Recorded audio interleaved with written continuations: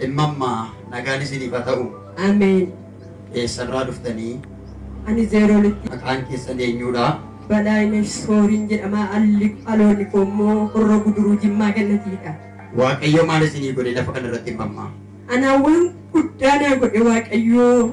Ani jaamaadhaan ture.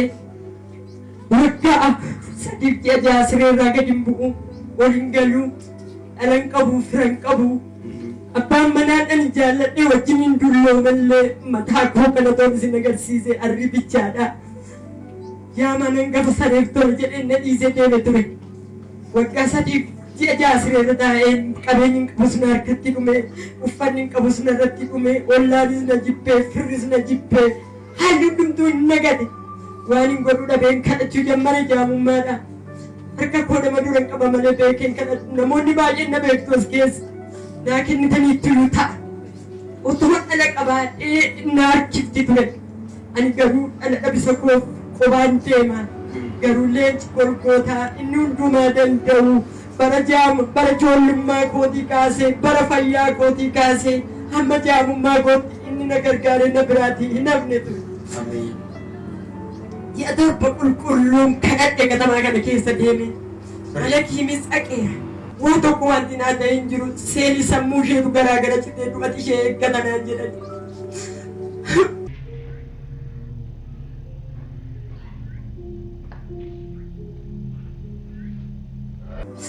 Bakka anoo dhagganeetaniin du'a yoo du'es bushiisni magaalaa na awwaalu kana booddee nafaan rakkatiin jedhee nan galee gaafan galummoo waan nyaadhu dhabe. Ciniin gurra koorraa na roobeera.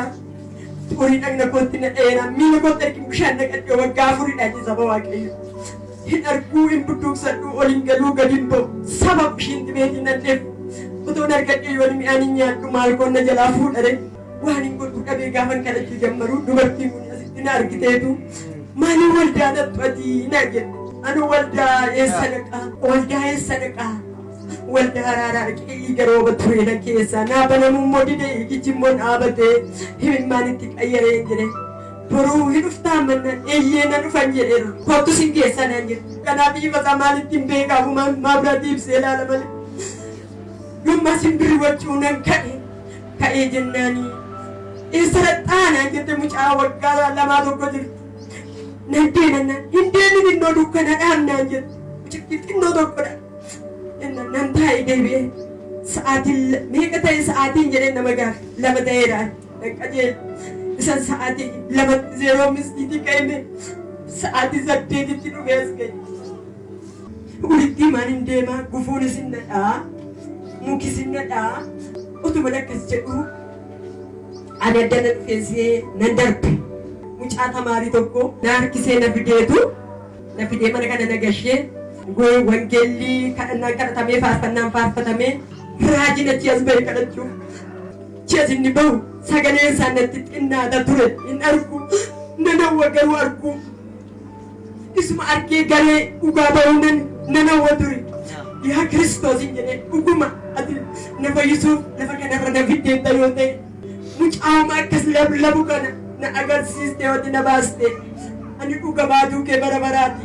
Ani sakaanatti jijjiirin jedhu abbaa mucaa kana argee qabuun garuu barbaade kadhadha garaa gootti taa'ee hundumaaf kadhatee fixeetu warri dhukkubsattanii ka'aa dhaabbadhaa miiluma isaa jalan taa'aa ka'ee dhaabbadha maal taatanii maammanaa jedhe nan jaamee boodatti hin iyyin jedhe nan jaamee baqqaa naa kadhadhu hin jedhe dhaabbatee kanas naan hin jenne ture taa'is naan hin jenne ilma dhaabbadhu afayyanee gubaa'e achuma takkaa kadhateetu zayit fidee natti naqe achi deemee bishaan dibataa fidee naa dabal isaa booddee jiko bakkan ta'ee baname.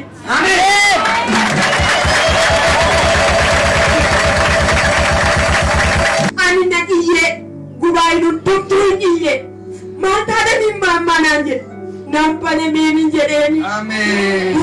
Waggaa 4 muluu san biyyaawwee isa ziniinaawwee ijoollee koo rakkisee karaa bayoon deemu harka qabanii na dabarsuu yoo bajaajiin na xume jalaa na harkisuu yoo hin nyaadhu dhabe kiisii isaanii keessa harkisanii na gargaaranii kunoo akkasitti asitti fayyee gaaf tokko immoo nan kadhadhaa karaaran deema beekee naa kennaa hin jedhu hin argu si jaamaadha.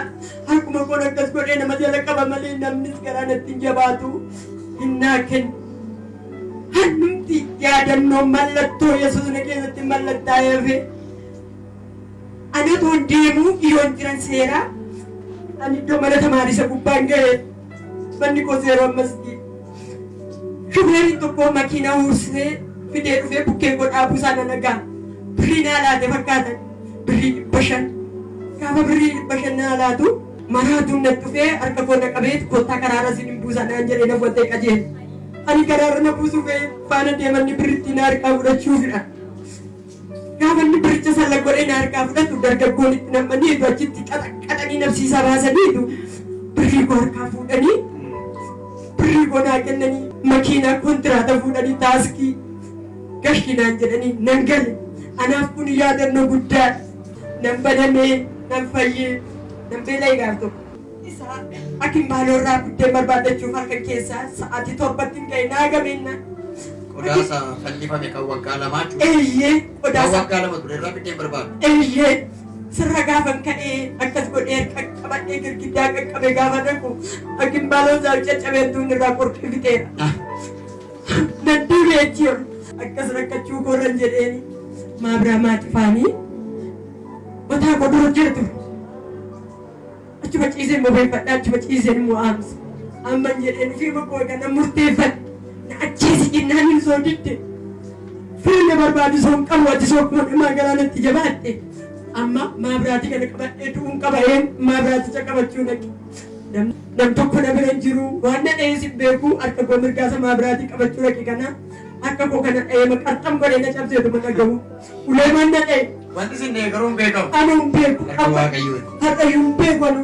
Har'a hin beeku. Achii harka koo kana ji'a 3 muluun akkasitti dhibee dabaladhee nan baadhee nan taa'ee sarraas nan fayyee akkuma taane ta'eetanii nan fayyee hundumti.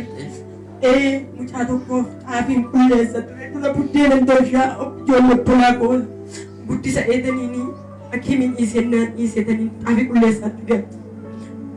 Xaafii qulleessaafiin immoo barsiisatiitisii godaati. Na jaallatu. Akkuma mucaa kanaa na jaallata dhugaadha.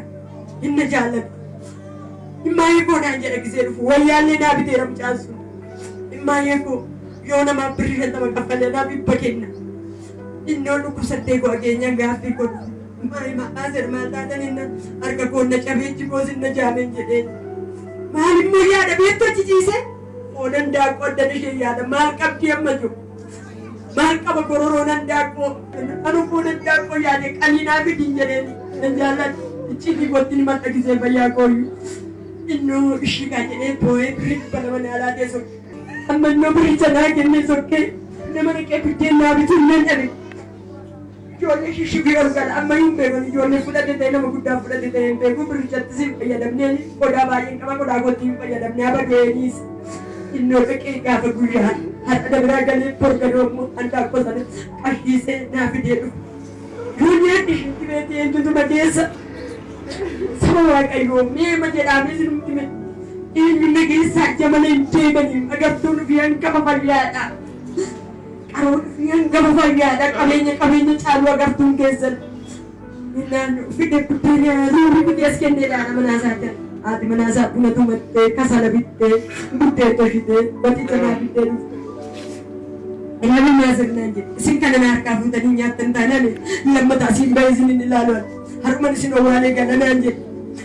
Du'ee badeetaniini isheen lafeessaa fiddee birriitti naa kennite laakiin jedheen gororoo ishee kana naa kennaa fiddeetta yoo ta'eef yoo keessa jiraate barbaadin jedheen jiraannoo tokkoyyuu nan bifne akkuma hojjedhetti hin galagashee fidee dhufe naan jedhe.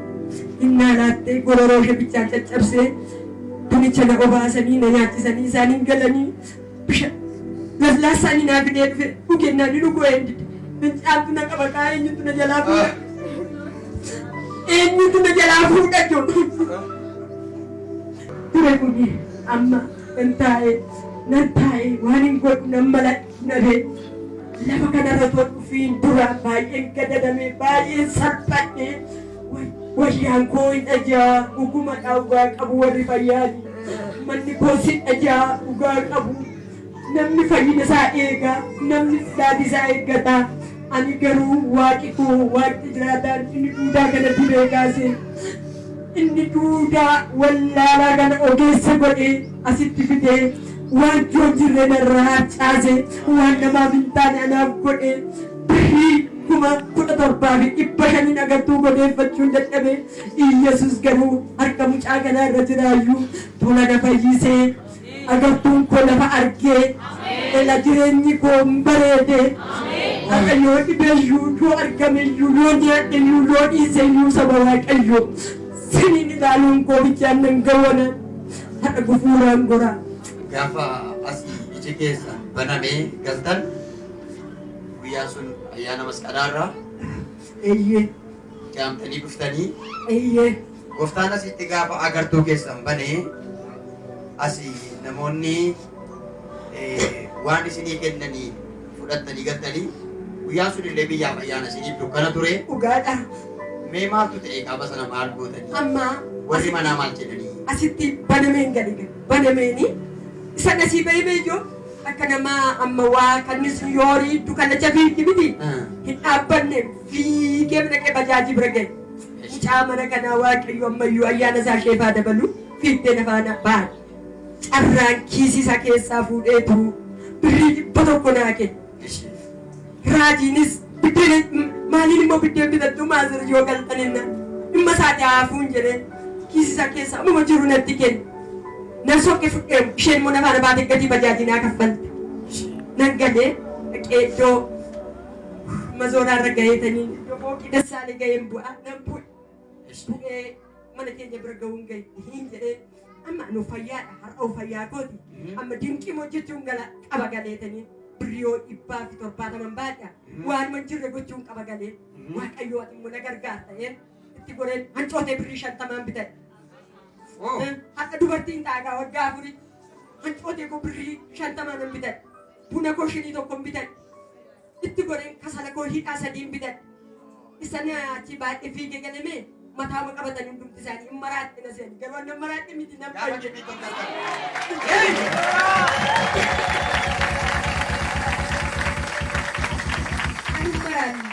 Ani maraatti miti gammachuu waaqayyo naaf godhe. Wallaana keessa godhee isa ija koo otoo harki namaa narra hin gahin pirishinii godhee na tarsaasee agartuu koo dhibseetu na fiigsanaan. Maal taate jennaan isheen tokko. Maal taate ani wal gaafatan. Omaan taane nan fayyeen jedhe maal fayyiti sammuu ishee irra bareetu sammuu ishee maraatti fakkaata naan jette isheen tokko. Jennaan lakki ani maraanne isa maraatuu fayyisuun na fayyise naanu.